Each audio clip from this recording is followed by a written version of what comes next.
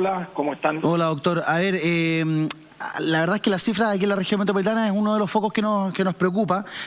Ayer se informó de 62 en las últimas 24 horas. Hoy día esa cifra, de las últimas 24 horas, nos arroja un total de 192 personas contagiadas en un día. Hace que la curva nuevamente se vuelva a levantar y da en total 1.610 casos a nivel país. ¿Qué le dice a usted ese número? Sí, que no, probablemente los números... A ver, ¿cómo ponerlo esto en perspectiva? Probablemente los números no están tan distintos a lo que nosotros esperábamos. Yo había escuchado, no sé si algunas declaraciones por ahí de que, en el fondo, la curva se iría aplanando, pero la verdad que era imposible con la información anterior poder afirmar eso. Hemos dicho varias veces en el programa de que los números efectivamente...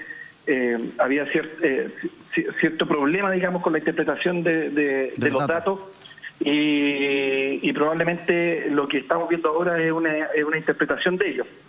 Y esto principalmente porque producto como resultado de la mesa social, digamos, donde el colegio ha tenido una activa participación, se ha mejorado bastante probablemente la cantidad de testeo que se está haciendo, a pesar de que no tenemos nuevamente los números, pero probablemente se está mejorando bastante la cantidad de testeo, sobre todo en las zonas donde hay más casos, como la región de Ñuble y como la región metropolitana. Sí. Y al mejorar el testeo, que era algo que nosotros venimos planteando desde el inicio, probablemente iban a aumentar el número de casos. Entonces, en ese contexto, también este aumento se ve porque hay más casos, porque hay más circulación, pero también probablemente porque tenemos mejoría en la cantidad de testeo. Doctor, la doctora Paula Daza dice que a nivel país se han hecho a la fecha 23.105 exámenes. Sí. Que los exámenes informados al día de hoy son 7.387. Eso corresponde a lo que se hizo el día de ayer. Exacto.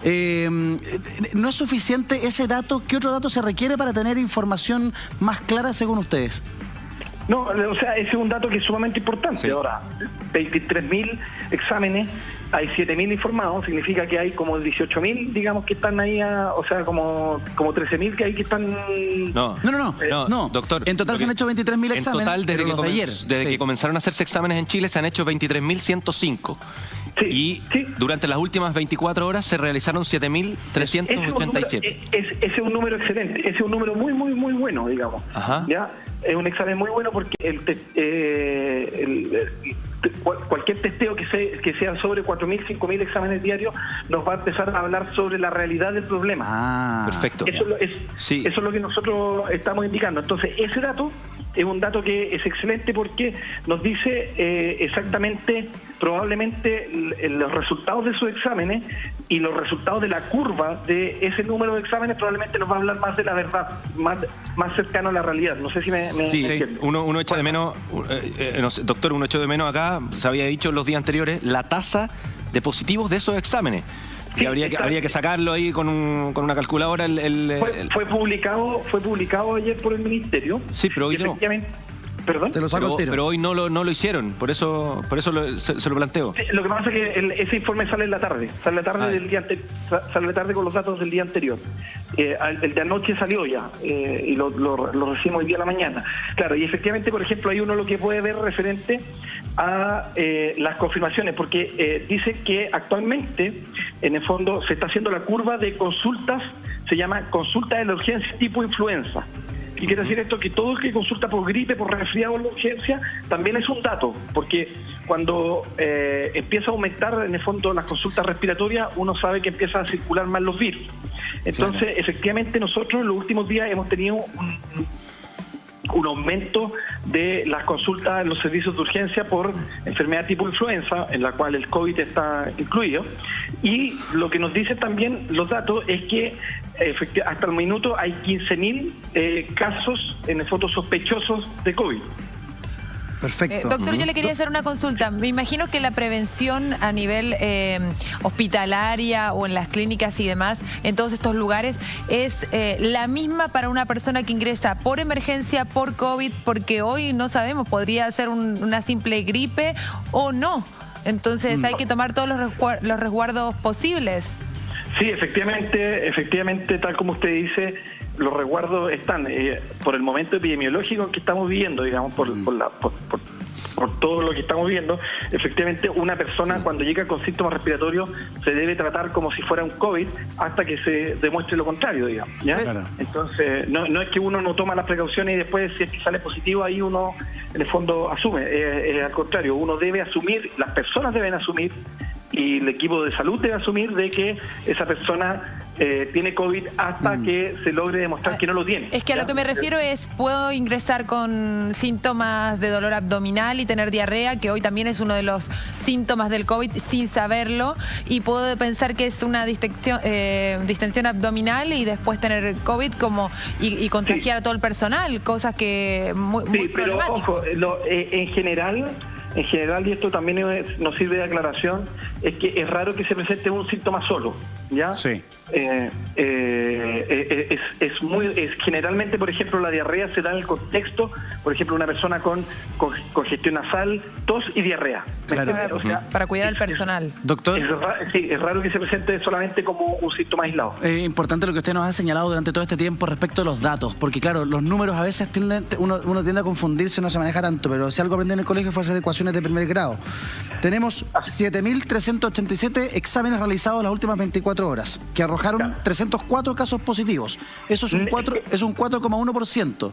Entonces, ayer esa cifra era de 6,6. Yo lo tengo acá, 3,3. Ah, 3,3. El día anterior un 6,6. Ayer se realizaron 4.800 testeos PCR y la tasa de positivos era de 3,3. Hoy día se hicieron 7.300 y tanto. O sea, a mayor test, mayor resultado. Exactamente. ¿Ya hace la conclusión, doctor? Exactamente. Ahora, ojo, sí, yo solamente quiero hacer dos precisiones. A ver. Tenemos que recordar de que tenemos un cuello de botella en el ISP. Sí. Y hemos sido súper majaderos en insistir en que los resultados que está publicando la doctora Daza, que se supone que son de las 21 horas de anoche, son hasta las 21 horas de la noche, probablemente están dando la representatividad de 48 a 72 horas antes. Hay un delay. Porque el delay se mantiene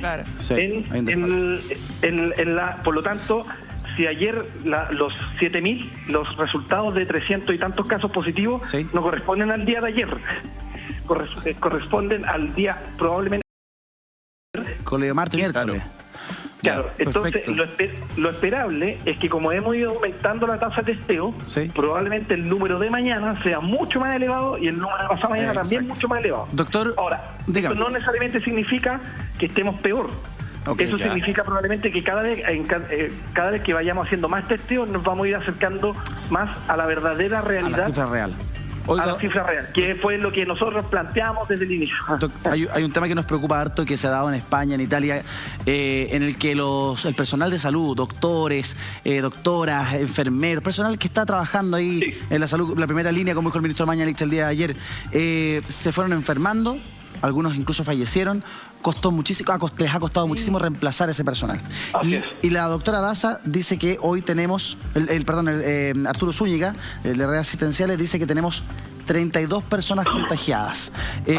Nosotros hemos recibido denuncias, hemos visto denuncias de personas que dicen que no están todas las medidas, que no están las suficientes mascarillas. ¿Cuál es la evaluación que hacen ustedes de estas 32 funcionarios de la salud que tienen COVID-19? Sí, efectivamente nosotros estamos haciendo un registro paralelo también a los datos del gobierno.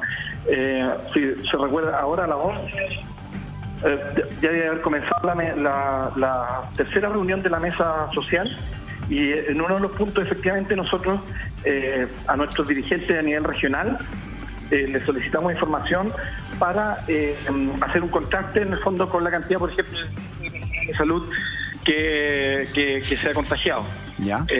Así que efectivamente es una preocupación número uno.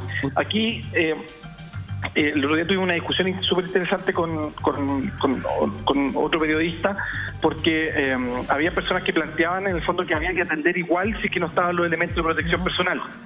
Y la verdad que lo que ha demostrado a nivel internacional que realizar una atención no segura, o sea, sin todos los elementos de protección, finalmente lo único que conduce es justamente a tener menos personal en poco tiempo más. Y más contagios. Más contagios. Claro. Exactamente. Entonces, la verdad que atender sin elementos de protección personal, obviamente que genera un riesgo mayor, ¿no es cierto?, para la persona y para el resto de los pacientes que luego son atendidos por esta persona. pero también finalmente hay una mala gestión del recurso humano, ya que en el fondo el ausentismo que se va a generar va a ser extremadamente elevado, y es por eso que nosotros hemos sido majaderos con la autoridad, con el Ministerio, de solicitar todos los elementos de protección personal que estén disponibles para el personal que va a atender a COVID. Lo que nos ha dicho el subsecretario desde el viernes pasado es que de hecho, llegó un embarque de elementos de protección personal y fueron distribuidos entre el día antes de ayer y ayer a todos los centros, tanto de la región metropolitana como a nivel nacional. Eso hay que reconocerlo. Y tenemos asegurado un segundo embarque para, en el fondo, para el país proveniente del Ministerio. Ya. Doctor Bernucci, si hay 32 funcionarios de la salud contagiados, imaginamos también que su entorno del hospital también está en cuarentena. ¿Maneja usted alguna cifra de cuántos funcionarios de salud hoy están imposibilitados de estar atendiendo a la población? No, mira, no tengo el dato exacto. Lo que sí es que también tenemos la información de que por recomendaciones también de la Sociedad Chilena de Infectología, la cuarentena de los funcionarios igual va a ser un poco más corta, principalmente porque no nos podemos quedar sin gente atendiendo. Entonces, la verdad que eso también se va a generar ahí un protocolo a nivel local. Yo no tengo el dato exacto de cuántas personas exactamente han visto afectadas directamente por el diagnóstico o en cuarentena actualmente. Pero si la cuarentena es más corta, ¿no pone en riesgo a los pacientes? Es que en general, o sea, según este es un dato técnico, digamos, de la Sociedad Chilena de Infectología, al parecer eso no es así, ya, porque en el fondo se hace como un seguimiento que es más cercano, pero la verdad que todavía no sale la norma. Ahí tenemos que discutirla y ver en el fondo qué es lo que es más seguro tanto para el personal como también para los pacientes. ¿Ustedes, doctor, creen que son más de 32 los contagiados del área de la salud? No, mira, yo creo que, a nivel internacional hay algunos datos, es sumamente variable. En España el 12% de todos los contagiados eran profesionales de salud, en Alemania está alrededor de un 6%, en China en algún minuto se llegó al 30%, digamos, de los contagiados eran personas de salud, cuando probablemente todavía no se tenía el conocimiento de todas las medidas de seguridad que se requerían. Sí. Entonces, la verdad que independiente de si son 30 o más el número, lo más probable es que vamos a llegar probablemente cercano a un 10%, que es lo que a nivel mundial más o menos se ha ido comportando de los contagiados. En algún minuto van a ser en el fondo funcionarios de la salud. Sí, perfecto. Oiga, una buena, porque claro, no todo puede ser... La cuarentena en Caleta Tortel se acaba y fue una cuarentena que se evalúa como una situación exitosa. O sea, no hay más personas contagiadas. Lo que habla un poco de que cuando se toman las medidas a tiempo y son lo suficientemente rigurosas, tienen fruto, dan frutos, o sea, dan buenas noticias. ¿Cómo lo evalúan ustedes desde el Colegio Médico? No, sumamente positivo y concordamos, pero 100%, 110% con lo que usted acaba de señalar. Y es lo que nosotros hemos venido planteando, digamos, desde un inicio, que las medidas a tiempo y las medidas en el fondo que sean adecuadas, ni siquiera drásticas, sino que sean adecuadas, probablemente nos van a ayudar a contagiar nos van a evitar, digamos, los contagios masivos y este aplanamiento de la curva. Las medidas no correctas o las medidas parciales, como de repente nosotros hemos aparecido diciendo, no van a aplanar la curva, la van a retrasar, ¿ya? Y nosotros lo que queremos es aplanarla. Entonces, es una súper buena noticia para la gente de Tortel, para las autoridades de gobierno que tomaron esa medida, y ojalá les sirva de ejemplo para tomar esa misma medida en otros lugares. O sea, la gente de Ñuble está súper complicada. En Temuco están apareciendo un número de casos importante. Y yo no tuve la oportunidad ahora de ver completamente a la subsecretaria Daza, ¿ya? Pero hay un dato que nos salió en el reporte. A ver. Que se dijo de manera incompleta ayer, que es el número de ventilados. ¿Ya? A ver, ¿ya? El número de ventilados ayer aumentó dramáticamente, ¿ya? Aumentó en un 25% a nivel nacional. ¿Qué significa eso? ¿Que personas hospitalizadas que requieren ventilación? Ventilación mecánica. Yo creo que ese dato es el dato que es el dato más importante en esta fase, más que el número de contagiados. Ya, ¿no? Aquí, doctor Bernucci, la subsecretaria dijo que hay 52 pacientes con coronavirus hospitalizados. ¿Con cuidados intensivos? En cuidados intensivos. No, claro, tenemos nosotros... La información que tenemos nosotros, y esto es esto es un reporte que se hizo a través de la misma UCI del país, es que hasta anoche había 54 pacientes conectados a ventilador mecánico. ¿Ya? ¿ya? Y que en la mañana, el día anterior, eran 30. O sea, subimos 20 pacientes en 24 horas. Ya, ¿todo hospitalizado en UCI está con ventilador mecánico? No lo sé. O sea, yo No lo necesariamente. que sé es que hay pero el dato que yo sé que es un dato real, ¿Sí? que hay 54, hasta anoche habían 54 pacientes conectados a ventilador mecánico en Chile. ¿Y eso qué significa? Con COVID positivo. Eso es lo más- Significa que aumentamos 20 pacientes en 24 horas. Eso es lo más Claro, preocupante. casi la mitad, Claro. casi un 40%, Sí, un 40% más. Doctor, ¿sabe si hay niños también o son No, adultos? son todos adultos. Todos Solo adultos. adultos. Porque en el caso de Argentina hay varios niños e incluso tienen aproximadamente 500 contagiados de coronavirus y ya van 12 muertos. Hay que hacer una relación, yo no sé si es que ellos no tienen test para chequear y por eso vemos que tienen menos contagiados, aunque estén en Sí, cuarentena total. Argentina tiene un problema. Argentina, en comparación con nosotros, tiene un problema de testeo. La capacidad total de testeo de Argentina, que es un país mucho más grande que el de nosotros, está realizando 300 test diarios.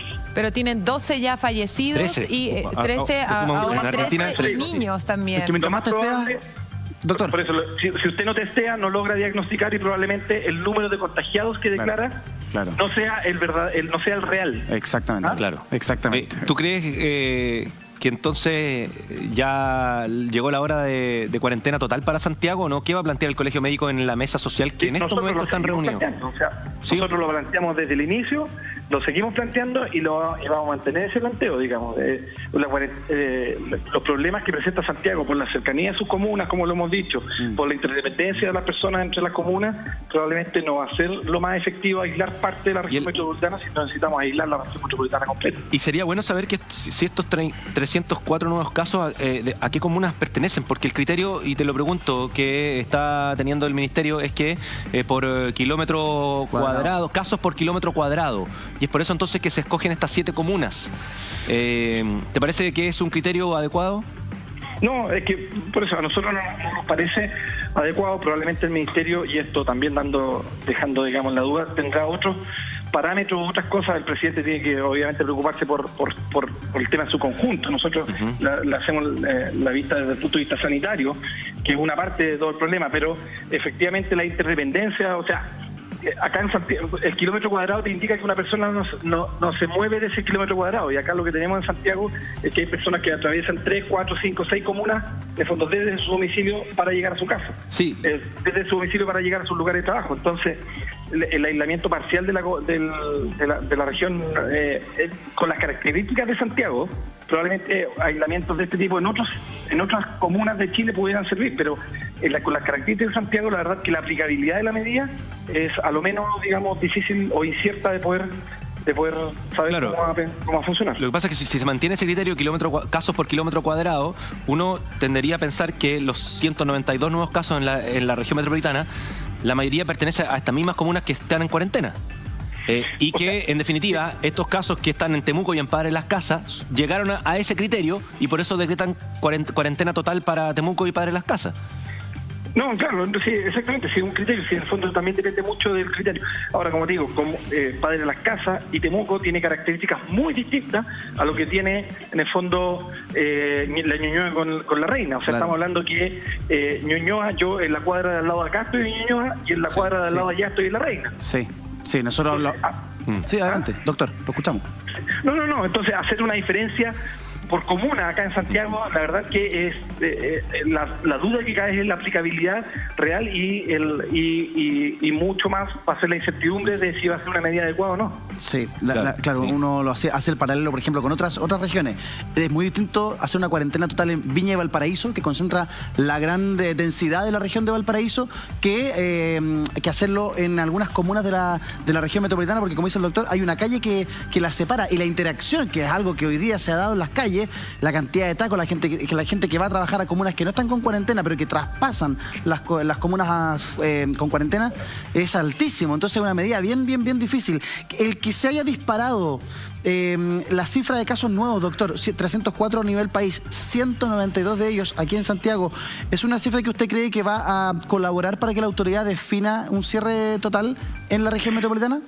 Sí, yo creo que sí, y como te digo, yo creo que también el dato de la tasa de ocupación de camas de unidades de paciente crítico y el aumento de pacientes que van a empezar a requerir ventilación mecánica, yo creo que ese dato probablemente a una autoridad sanitaria va a preocuparle mucho más que incluso la cantidad de enfermos totales. 23, al menos lo que dijo la doctora Daza, es que 23 de las personas que están hospitalizadas con cuidados intensivos están en la región metropolitana. ¿Cuántas camas o cuántas camas con esas condiciones para cuidados intensivos hay disponibles? ¿Usted sabe, doctor? En la UCI, claro. Sí. No, a nivel nacional, en la actualidad, sin plan de reconversión, son 1000 camas a nivel nacional. Ya. Y eso sumando las públicas con las privadas. Claro. ¿Y en Santiago? Y aquí, sí. En Santiago está alrededor del 55%, debe haber como 550 camas acá. Ahora, hay que acordarse que en las unidades de pacientes críticos la tasa de ocupabilidad, o sea, es alta. en el fondo es alrededor de entre un 90 y un 95%. Chuta. ¿Y cuál es? O sea, no solamente son personas que están ocupando hoy día la UCI No, porque en el por fondo coronavirus, ya- por otras patologías también.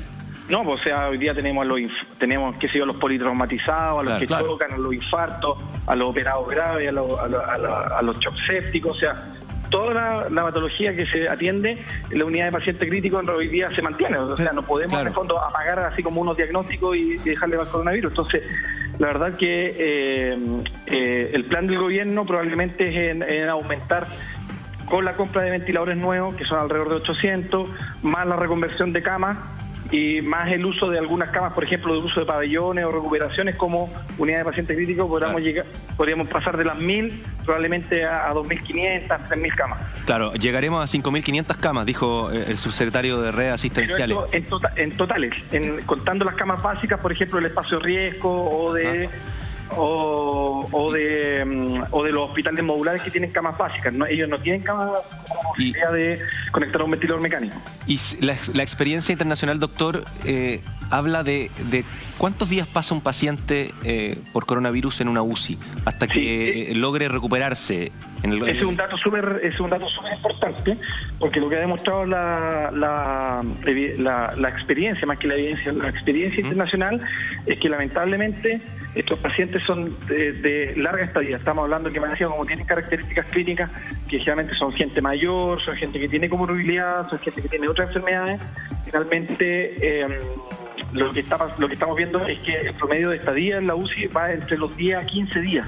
Entonces, más encima son pacientes que ocupan, no son pacientes que entran y salen rápido, lo que nos permitiría movilizar una mayor cantidad de pacientes. Es paciente que entra y se queda pegado ahí por lo menos 10 días, 2 semanas, y eso nos dificulta, claro. Posibiliza optimizar la gestión de entrada y salida de pacientes. Y después ese paciente pasa a una cama con hospitalización igual, pero con menor equipamiento, ¿cierto? Con menor complicación. Y luego cuando se va de alta ese paciente, en el mejor de los casos, ¿cuánto tiempo tiene que pasar en cuarentena?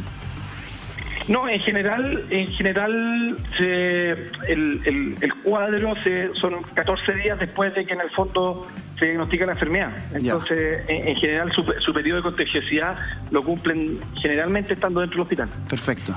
Y doctor, aquí nosotros conversamos sobre la medida del espacio riesgo. Desde el punto de vista sanitario y médico, ¿tú crees que es una buena decisión que se tomó?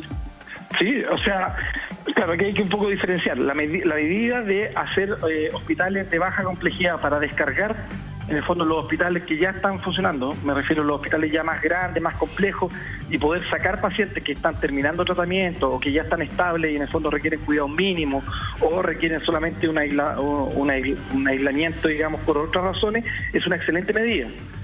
Por lo tanto, generar, en el fondo, ese tipo de